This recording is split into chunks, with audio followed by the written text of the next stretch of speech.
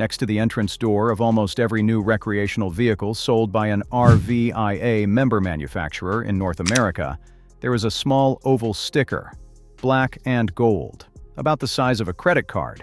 It says, in letters most buyers never bother to read, RV Industry Association. Below that, a number.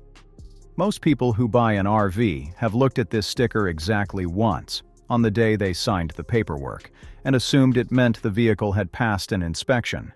It did not pass an inspection. Not in the way most people understand that word. This sticker is not a simple quality stamp, and the history of how it ended up on the side of your RV is the open secret of the modern RV industry. Once you know how the seal works, you cannot unknow it, and the rest of the dealer's pitch starts to sound different. The sticker is a self-certification.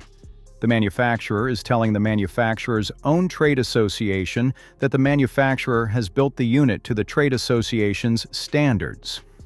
That trade association then sells the manufacturer a sticker, which the manufacturer affixes to the unit, which the manufacturer then sells to a dealer, who in turn sells it to a buyer who believes the sticker is an inspection.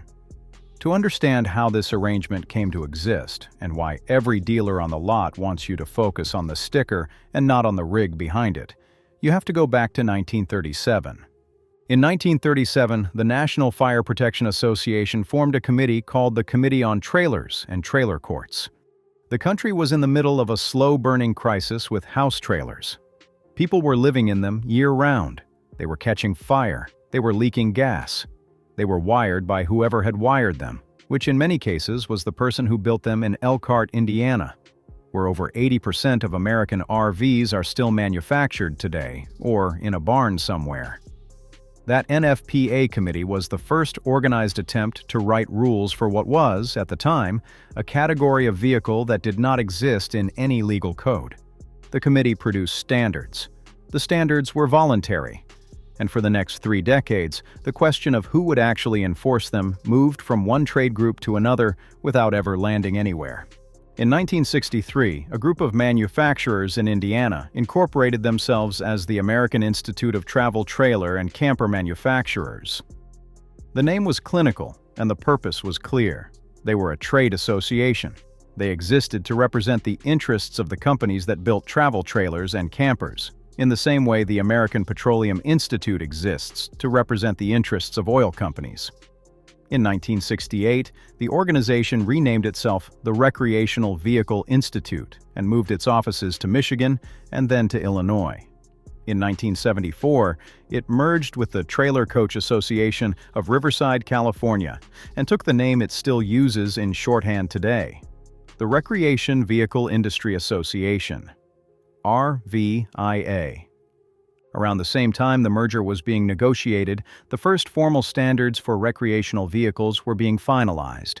They were called ANSI A119.2, after the American National Standards Institute, which is the body that catalogs voluntary industry standards in the United States. The standards covered electrical systems, plumbing, heating, fire safety, and life safety.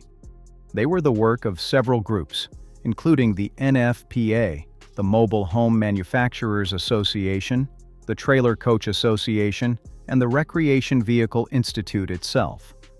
They were, in other words, written by the industry.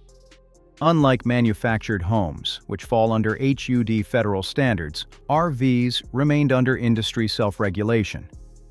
This is the part of the history that is rarely told plainly, so it is worth telling plainly. At the moment these standards were being drafted, the Trailer Coach Association proposed a different approach. The TCA wanted each individual state to adopt the standards as law, modify them if it saw fit, and enforce them inside its own borders. The RVI rejected this proposal. The reason given, on the record, was practical.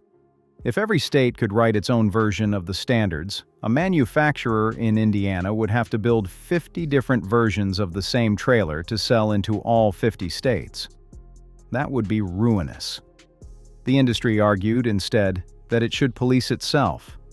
One set of standards, written by the industry, enforced by the industry, applied uniformly across the country. The states agreed.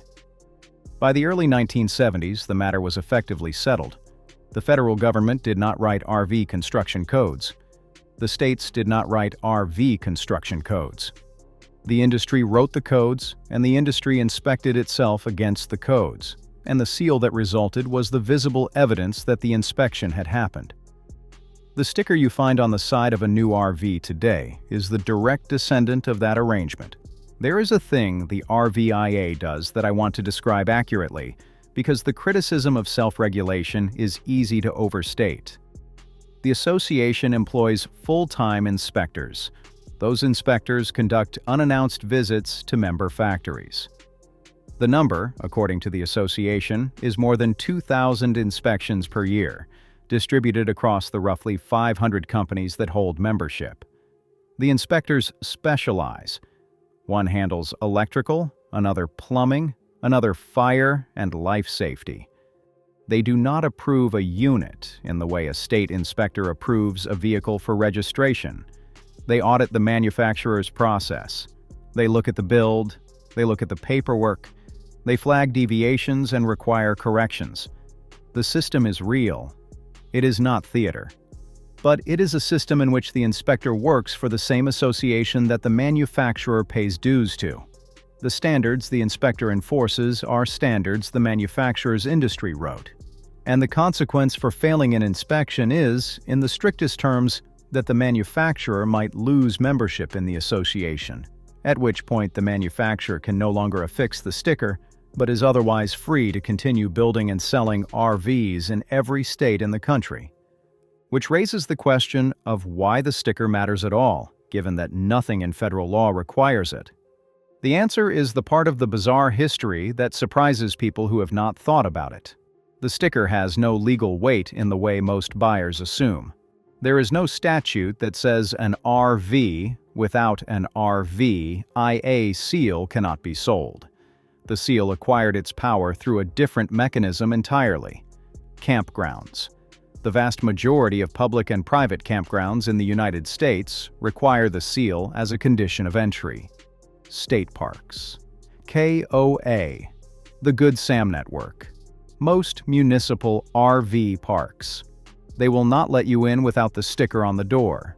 The sticker became, in effect, mandatory, not because Congress made it mandatory, but because the places you would actually want to take an RV to decided, collectively and without any single decision being made, that they would only admit RVs that had it.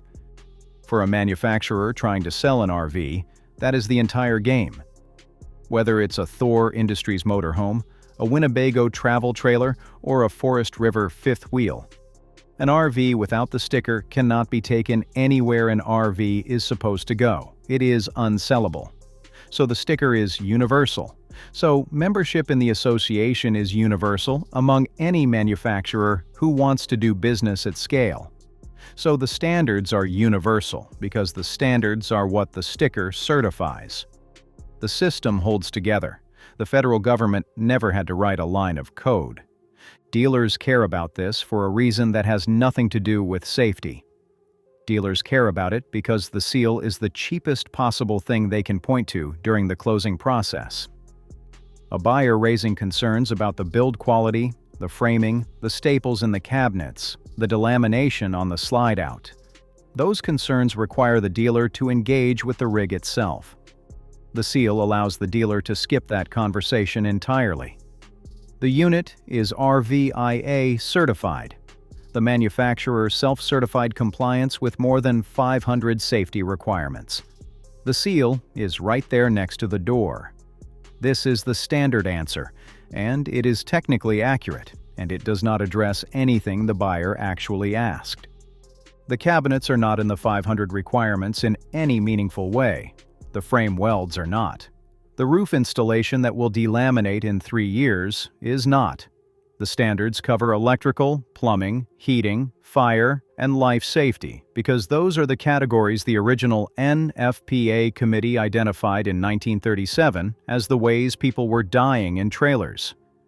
Those are still the categories where the standards are strongest, Everything else, the structural quality, the cabinetry, the finish work, the things that determine whether the RV is still functional in 5 years, sits outside the seal's scope. This is not a flaw in the seal. The seal does what it was designed to do. It certifies that the unit will not kill you in the specific ways the trailer industry, in 1937, decided were the most pressing. The flaw is in the marketing. The seal has been sold to buyers for 50 years, as if it were a comprehensive quality stamp. It is not. It is a safety floor. And a safety floor written by an industry has a particular character. It is set at the lowest point the industry is willing to tolerate among its members, not the highest point a buyer should expect. There is a phrase used inside the industry, in conversations buyers do not hear, that captures this well. The seal proves the unit can be sold. It does not prove the unit is good. Those are two different statements, and the gap between them is where most of the money in a modern RV transaction is made. When you walk onto a dealer's lot, the seal on the door is not the inspection. You are the inspection.